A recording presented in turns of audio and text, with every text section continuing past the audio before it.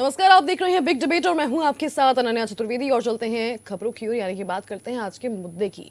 मध्य प्रदेश कांग्रेस में जल्द ही बड़े बदलाव देखने को मिलने वाले हैं और इसके लिए रणनीति तैयार कर ली गई है और रोड मैप भी। वहीं बावजूद इसके एक अड़चन भी कांग्रेस के आड़े आ रही है, क्योंकि राहुल गांधी के गुजरात के बयान के बाद अब मध्य प्रदेश कांग्रेस फूल छाप कांग्रेसियों को निकालने का प्लान बना रही है। तो अब देखना होगा कि पार्टी जिलाध्यक्ष ब्लॉक अध्यक्ष पहले बनाती है या फिर पहले फूल छाप कांग्रेसियों को अलग करती है और जिला स्तर पर पार्टी को मजबूत करने क्या प्लान बनाती है। आज चर्चा इसी मुद्दे पर।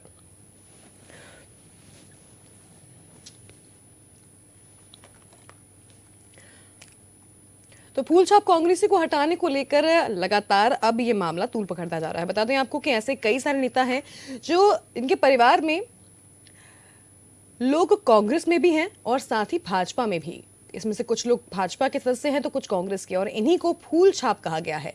और कांग्रेस का कहना है कि ऐसे लोगों को पार्टी से बाहर निकालना बहुत जरूरी हो गया है, क्योंकि इससे पार्टी कमजोर होती है। तो जिलों में संगठनात्मक ढांचे को और ज्यादा मजबूत करने के लिए अब जिला प्रभारी, जिला अध्यक्ष बनाने से पहले, जिला प्रमुख बनाने से पहले क्या कांग्रेस अपने पार्टी में से इन फूल छाप कांग्रेसियों को अलग करेगी? क्या प्लान बनता है, क्या रणनीति बनती है? कांग्रेस जिस तरीके से नई नीति पे आगे बढ़ रही है, वहां कई सारे हर्डल्स है, लेकिन इन हर्डल्स का नाम जो है अब राहुल गांधी ने फूल छाप कांग्रेसी कहा है। कांग्रेस पार्टी लगातार काफी समय से अनुशासन को लेकर विवादों में रही है, चर्चा में रही है, और हमेशा कांग्रेस में यही कहा गया है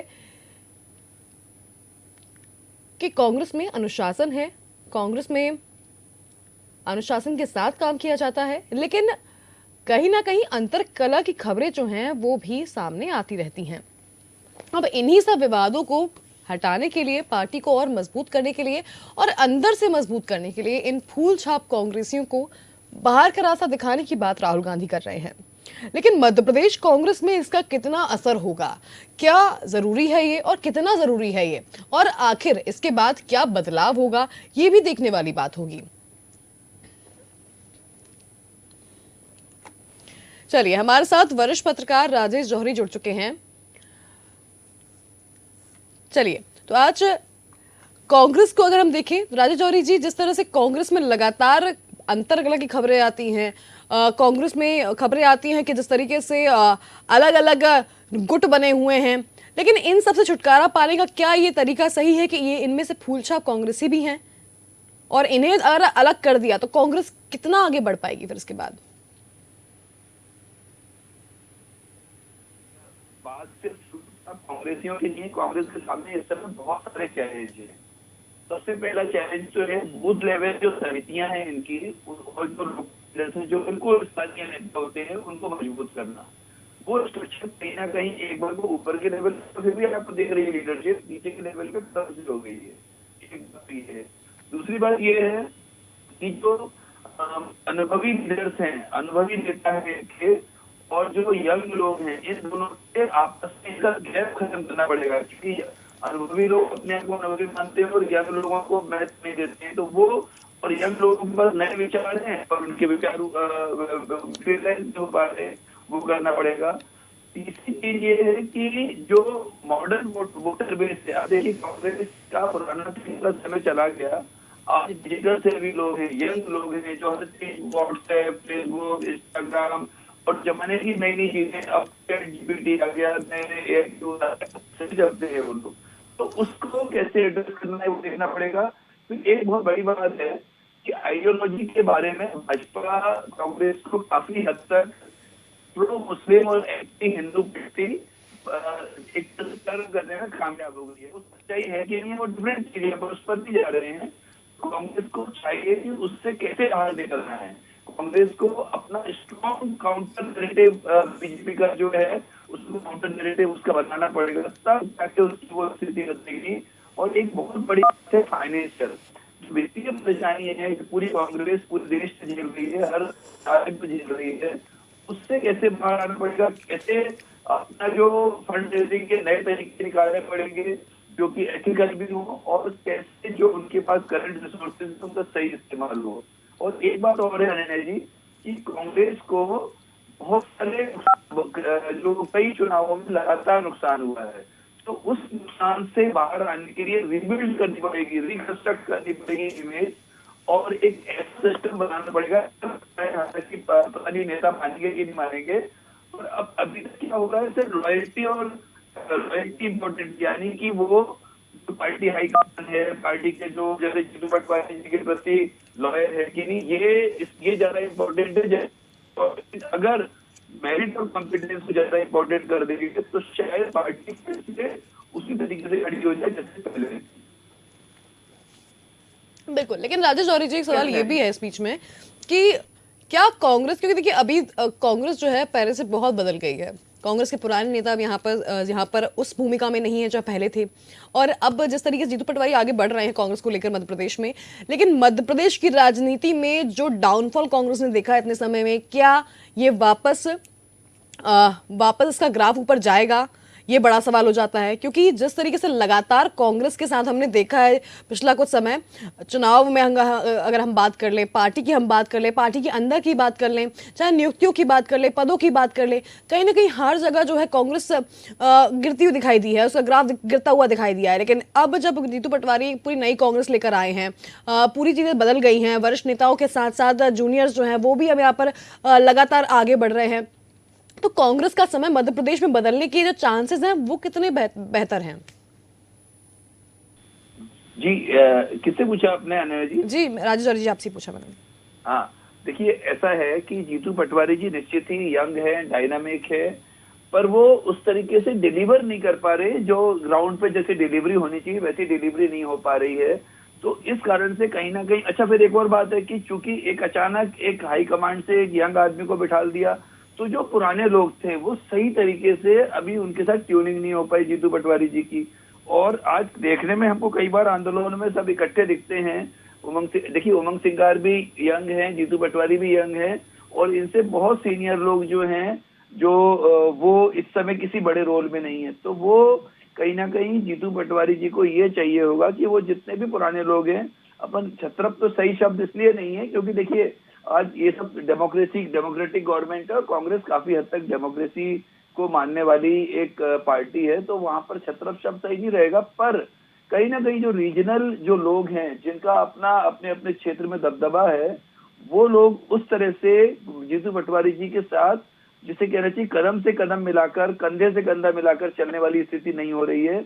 और इसके पीछे एक बहुत बड़ा जो ऐसा लगता है कि जीतू पटवारी जी को जो ये वाली बात है, मतलब जो नेताओं के बीच में जो अपनी जगह बनानी चाहिए, जिस तरह से पर्सनल रिश्ते डेवलप करने चाहिए उन लोगों से, और उनका विश्वास जीतना बहुत जरूरी है उन पुराने लोगों का। क्योंकि देखिए आज भी जो भले ही पार्टी हाईकमांड ने किसी को भी बनाया, पर आज भी स्थितियां वही हैं कि जो पुराने लोग हैं उनको बहुत महत्व देते हैं। जो जो भी स्थानीय नेता होते हैं, जो लोकल वोटर्स होते हैं, वो पुराने लोगों को ही अच्छे से जानते हैं और उनकी बात ही सुनते हैं। तो ऐसे में फिर उसके बाद क्या हुआ, पहली बार ऐसा हुआ है, हमने ये देखा कि पहली बार, अब इससे थोड़ा हटके है, पहली बार ये देखा है कि विधानसभा में कांग्रेस ने बहुत सही तरीके से बल्लेबाजी की है। ये जो कांग्रेस, ऐसी कांग्रेस की जरूरत है, पार्टी को इस लेवल पे होना चाहिए। आक्रामक तो होना ठीक है, लेकिन विद एविडेंस, तथ्यों के साथ जब उतरेंगे, जब सारी बातें वो सही तरीके से अपनी जो है ऐसी बातें रख पाएंगे जिससे जो यंग लोग हैं वो जुड़ जाए, और वो कम से कम वो इस बात से सेटिस्फाइड रहे कि हाँ ये जो जीतू पटवारी जी कह रहे हैं वो सही है।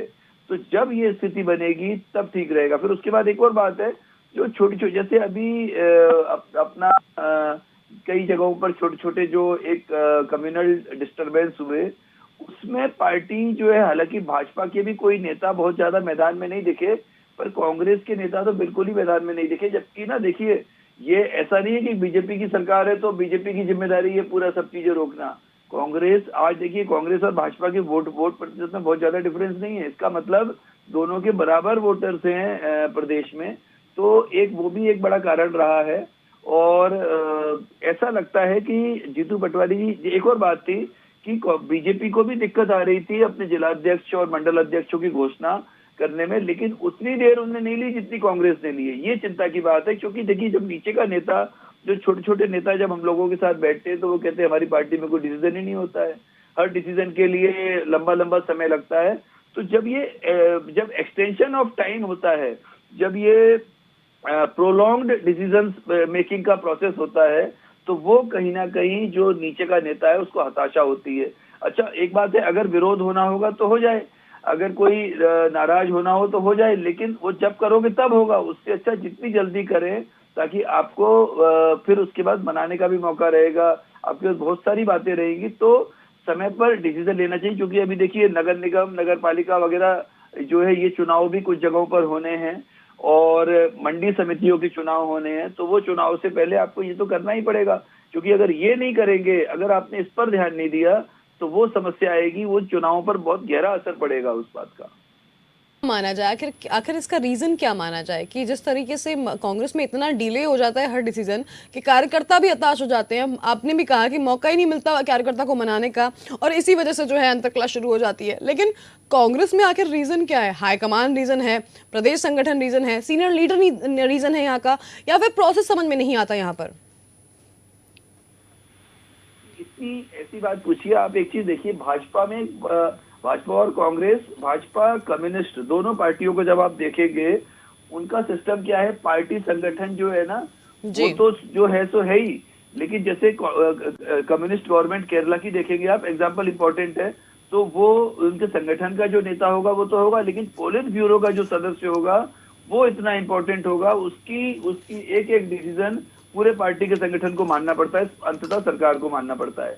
भाजपा में संगठन मंत्री हमेशा आरएसएस का आदमी होता है, जनरली एक प्रचारक होता है, जो पूर्णकालिक कार्यकर्ता होता है, जिसका काम ही कुछ और नहीं है। उसका काम सिर्फ समाज में रहना, समाज में संगठन की बात करना, और पब्लिक के बीच में जाकर अपनी पार्टी के विचारों को फैलाना, नए लोग तैयार करना, नए नए कार्यकर्ता बनाना, और जो कार्यकर्ता है उनको कैसे पदोन्नति देनी है, जो निष्क्रिय है उनको कैसे बाहर का रास्ता दिखाना है, ये सब वो आदमी करता है जो पूर्णकालिक होता है। तो यही कम्युनिस्टों में भी है, और यही बीजेपी में भी एक अच्छी खासियत है कि वो लोग कम से कम एक संगठन मंत्री होता है। लेकिन कांग्रेस में प्रॉब्लम क्या है कि कांग्रेस ने जो बीच में क्या हुआ था, इन्होंने एक सिस्टम किया था, कार्यवाहक अध्यक्ष हर जगह पे एक ब्लॉक से लेकर और प्रदेश तक जो है कार्यवाहक अध्यक्ष बनाए थे। और वो कार्यवाहक अध्यक्ष का कंसेप्ट इतना जिसे कहना चाहिए इम्प्रैक्टिकल था, क्योंकि क्या हुआ था कि जो एक अध्यक्ष ऑलरेडी है वहां पर, लेकिन चुनाव के समय वो कार्यवाहक अध्यक्ष बन गया। तो अब कार्यवाहक अध्यक्ष की बात ज्यादा मानी जाएगी कि उस ओरिजिनल अध्यक्ष की ज्यादा बात मानी जाएगी? और ये क्यों किया जाता था, एक एक दो दो बना दिए जाते ताकि कोई गड़बड़ ना हो, सब सेटिस्फाइड रहें। तो देखिए, सबका सेटिस्फेक्शन होना तो जरूरी है, लेकिन सबसे अभी एक और बात आपने थोड़ी देर पहले आपको बताई थी कि अभी तक क्या हो रहा है, सिर्फ लॉयल्टी पे ही बहुत ध्यान दिया जा रहा है कि नहीं नहीं, ये पार्टी का, ये राहुल गांधी जी का या गांधी परिवार का, या फिर यहाँ पर देखा जाए तो जीतू पटवारी जी का, इनका विश्वास पात्र होना चाहिए।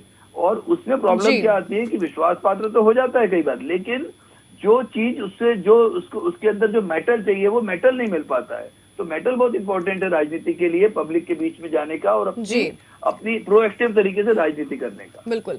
हमारे साथ यहाँ पर खिलावन जी भी जुड़ चुके हैं। खिलावन जी, आपसे मैं जानना चाहूंगी ये चीज कि कांग्रेस में जिस तरह से अंतरकलह की खबरें हमेशा से आती रही है, लेकिन एक बहुत बड़ा रीजन ये भी है कि डिसिप्लिन की कमी, साथ ही ये पट्टावाद, और दूसरी बात जिस तरह से लगातार एक बात तो भी कुछ देर पहले राजौर जी ने कही थी कि जो भाजपा का जो नेटवर्क है वो काफी अच्छा है, इसलिए संगठन अच्छी मजबूती के साथ चलता है। लेकिन इस हिसाब से तो कांग्रेस का और मजबूत होना चाहिए था, क्योंकि वो तो बहुत पुरानी पार्टी है। लेकिन ये जो जनता से कटाव आया, जो सीनियर लीडर्स का लगातार दबदबा रहा, और अब जो फिलहाल राजनीति चल रही है मध्य प्रदेश में, क्या लगता है कि इसका एक मेन रीजन ये भी हो सकता है कि जो सीनियर लीडर्स हैं उनका दबाव अब भी बना हुआ है, भले वो किसी पद पे नहीं है? नंदा जी, कांग्रेस और भाजपा में बेसिक अंतर यही है कि भाजपा केडर बेस्ड पार्टी है, लेकिन कांग्रेस जो है कई बार केडर बेस्ड तो दिखती है, लेकिन वास्तव में जो है वो नेता बेस्ड पार्टी है, पॉलिटिकल लीडर बेस्ड पार्टी है। तो मुझे लगता है इस अंतर को समझने की जरूरत है। लेकिन हाँ, जिस तरह से अब प्रयास कांग्रेस में किए जा रहे हैं, जिस तरह से लगातार चुनाव हार रही कांग्रेस, और चुनाव किसी भी राजनीतिक दल का जो है पैमाना चुनाव की हार जीत होती है, मैं तो समझता हूँ ये, चाहे मैदानी स्तर पर कितना भी मजबूत हो, लेकिन आप जब चुनाव लड़ते हैं, फील्ड में आते हैं, चाहे लोकसभा को चाहे विधानसभा को, चाहे स्थानीय निकाय का हो चाहे और अन्य चुनाव हो, तो वहाँ आपकी उपस्थिति से पता चलता है कि आप उस क्षेत्र में कितना मजबूत है। यही बात कह रहा हूँ कि अब कांग्रेस के पास कांग्रेस के पास क्या, देश में अभी आने वाले कम से कम 6 महीने तक चुनाव नहीं है। 6 महीने बाद हो सकता है बिहार का चुनाव घोषणा हो जाए, बिहार में चुनाव हो, अभी चुनाव नहीं है। ऐसी दृष्टिकोण से मुझे लगता है अखिल भारतीय कांग्रेस कमेटी ने भी कम से कम ऐसे प्रदेशों में पार्टी के संगठन को मजबूत करने के लिए कमर कस ली है, जहां कांग्रेस का बढ़िया जनाधार कभी हुआ करता था। उसमें एक पायलट प्रोजेक्ट तैयार किया है, जिसमें न सिर्फ गुजरात को बल्कि अब तो कल उसने गुजरात के साथ मध्य प्रदेश को उसने शामिल किया है। और उस पायलट प्रोजेक्ट में न सिर्फ संगठन को मजबूत बनाने का प्रयास किया जा रहा है, बल्कि जो अभी तक लंबे समय से कार्यरत जो जिलाध्यक्ष थे, ब्लॉक अध्यक्ष थे, उनको बदलने का प्रयास भी किया जा रहा है। साथ ही साथ आगामी चुनाव को देखते हुए जो भी स्थानीय चुनाव हो, चाहे मंडी के हो, चाहे नगर पालिका नगर निगम के हो, चाहे सहकारिता के हो, सारे चुनाव में बेहतर प्रदर्शन कांग्रेस कर सके, इस दृष्टिकोण से कवायद की जा रही है। देखिए 27 से 29 तारीख तक दिल्ली में कम से कम पूरे देश के 700 जिला अध्यक्षों को, जिला कांग्रेस कमेटी के अध्यक्षों की बैठक बुलाई गई है। उसमें गुजरात के सभी जिलों के, मध्य प्रदेश के सभी जिलों को शामिल किया गया है। तो ये बैठक एक महत्वपूर्ण बैठक मानी जा रही है और भविष्य में जिस तरह से संकेत आ रहे हैं, कांग्रेस जो है अपने जिला अध्यक्षों को पार्टी के प्रत्याशी नियुक्त करने का पावर देगी, अंदरूनी स्तर पे संगठन को मजबूत बनाने का पावर देगी। और जिस तरह से, हाँ आपने एक बात कही थी, मुझे ध्यान नहीं आ रहा, तो इस संदर्भ में बोल लेता हूँ मैं जी। देखिए कांग्रेस में पट्टावाद, कांग्रेस में गुटबाजी, कांग्रेस में जो क्षेत्रवाद, ये बहुत बड़ी समस्या है। लंबे समय से इस बात से कांग्रेस जूझती आई है। लेकिन इन सब के बावजूद आपने देखा होगा, न सिर्फ देश में बल्कि कई प्रदेशों में लगातार कांग्रेस की सरकार रही है। अर्थात मुझे लगता है कि कांग्रेस की गुटबाजी से कांग्रेस को बहुत बड़ा अंतर आएगा, ये मैं नहीं समझता। कांग्रेस गुटबाजी से ही उभर कर जो है बेहतर तरीके से चुनाव में प्रदर्शन करती है और बेहतर अच्छा प्रदर्शन कर वो अपनी संगठन और शक्ति को जो है प्रदर्शित करती है। दूसरी महत्वपूर्ण बात मैं कह रहा हूँ, देखिए मध्य प्रदेश का जहाँ तक सवाल है, मध्य प्रदेश में जिलाध्यक्ष को बदलने के लिए उम्र की क्राइटेरिया 60 वर्ष तय कर दी गई है।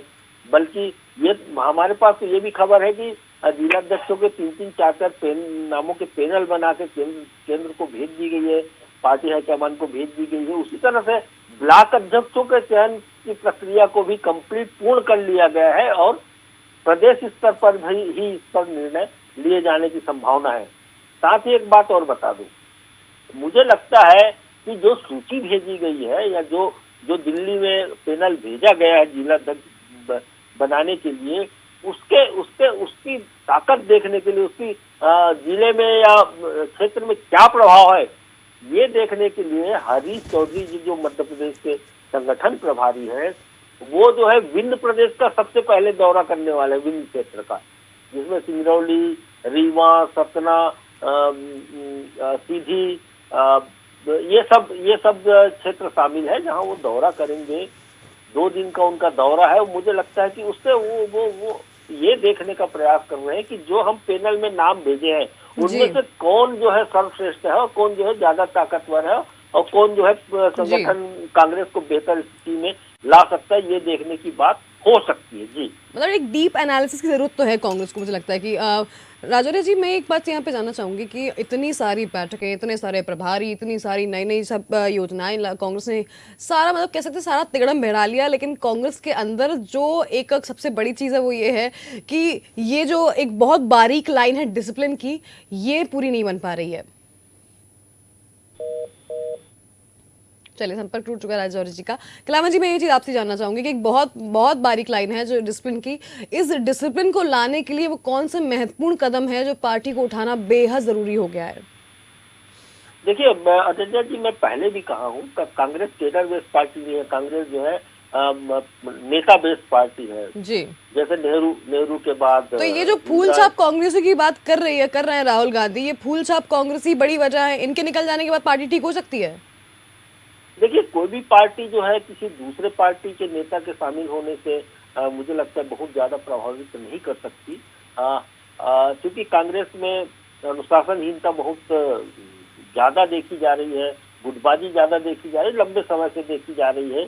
इसके बावजूद मुझे लगता है इन सब से निपट कर कांग्रेस जो है खड़ी होती है, ये उसकी विशेषता है। इसीलिए जो है 100 वर्ष से ज्यादा लंबे समय से जो कांग्रेस अभी जीवित है, और मुझे लगता है कि जिस तरह से उनका प्रदर्शन में भले ही कुछ कमी आ रही, लेकिन उसके अस्तित्व को समाप्त हो जाए ऐसी बात नहीं। हालांकि भाजपा बार बार कहती है कि हमें कांग्रेस विहीन देश बनाना है, लेकिन मुझे लगता है ये संभव नहीं है, ये सिर्फ शगुफेबाजी है। और कांग्रेस विहीन देश बनाने के लिए मुझे लगता है बीजेपी को बहुत मतलब मुझे लगता है बीजेपी के प्रयास बिल्कुल सिफर है और बिल्कुल कर ही नहीं सकती है, ये प्रतीत होता है। लेकिन कांग्रेस में जिस तरह से लंबे समय से कवायद ये की जा रही है कि खासतौर पर मध्य प्रदेश को मैं दृष्टिकोण करके रख लूं, भंवर सिंह जी थे इससे पहले प्रभारी मध्य प्रदेश के।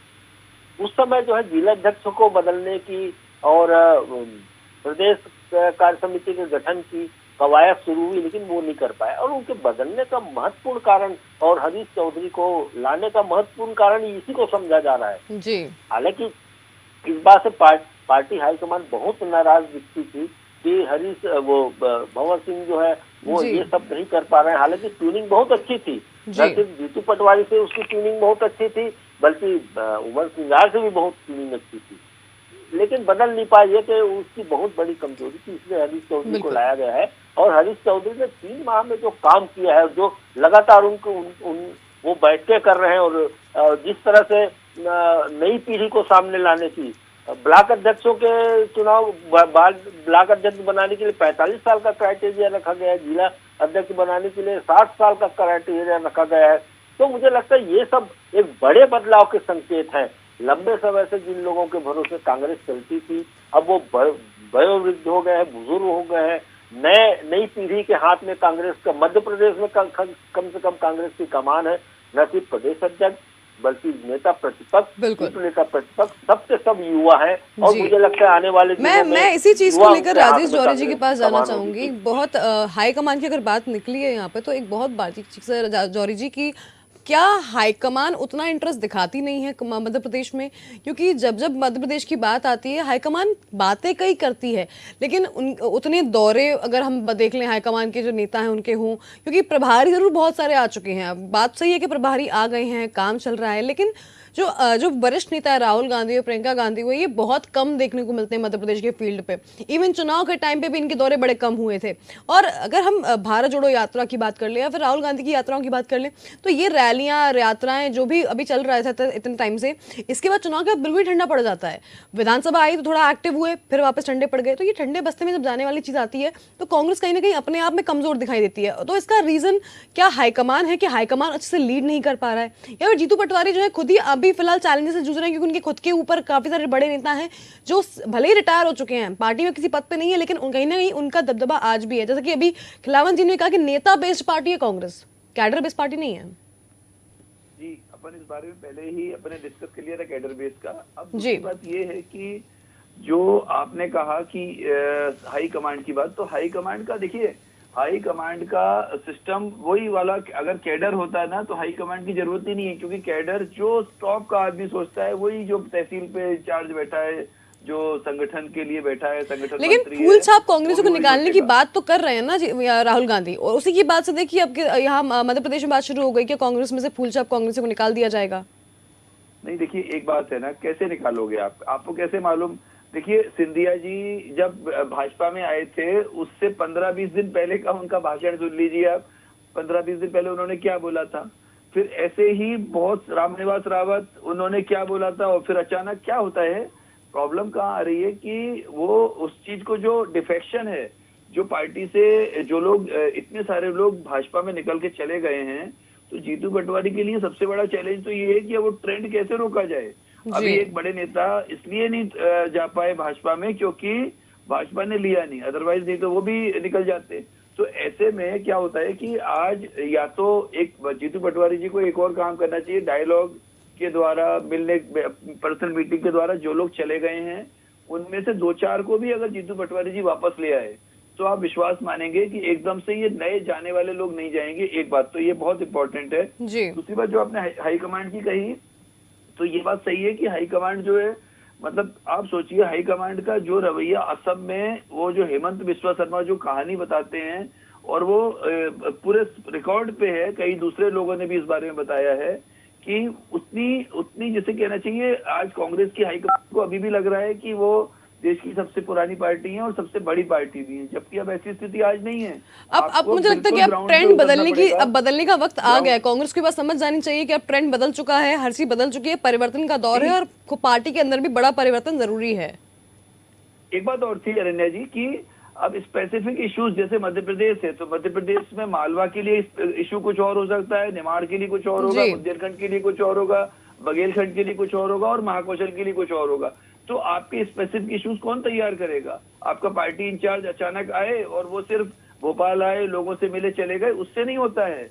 आपका एक आदमी पूरा रिसर्च करने वाला ऐसा होना चाहिए जो आपको रिसर्च करके बताए कि खैर बुंदेलखंड में ये तो मुझे समस्या लगता है कि नई टीम के साथ अब जो है धीरे धीरे पता चलेगा कि कांग्रेस कितना बदलाव कर पा रही है। खिलावन जी और राजौरी जी, आपको बहुत शुक्रिया, समय का अभाव है, आपको यहीं रुकने के लिए माफी चाहूंगी।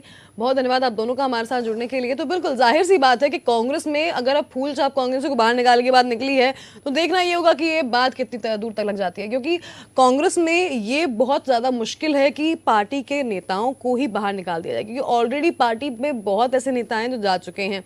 लेकिन अनुशासन की बात की जाए तो अनुशासन किस तरीके से, अब जो बहुत फाइन लाइन है उसको डिफाइन कैसे करता है, क्योंकि मध्य प्रदेश में कांग्रेस की स्थिति लगातार ग्राफ में जो है वो नीचे ही आया है। लेकिन अगर इसको वापस खड़ा करना है, वापस उठना है, तो नई पार्टी में जो परिवर्तन हुए हैं, यानी कि कांग्रेस बदल चुकी है पहले से, नए प्रदेश अध्यक्ष है, नए पीसीसी चीफ है, और ऐसे में अब उमंग सिंघार और जीतू पटवारी की ये जोड़ी कितना आगे कांग्रेस को लेकर जा पाती है मध्य प्रदेश में, क्या कमबैक कर पाती है कांग्रेस, ये भी बड़ा सवाल होगा। और ये सब पता चलेगा जब मध्य प्रदेश में चुनाव वापस आएंगे। और चुनाव से पहले कांग्रेस के पास एक बड़ा टास्क ये है कि पार्टी जितना कमजोर हुई है उसे उतनी ही ज्यादा मजबूती देना।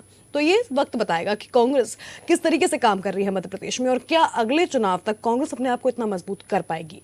फिलहाल बिग डिबेट में इतना ही। आप दीजिए मुझे इजाजत। देखते रहिए DNN। नमस्कार।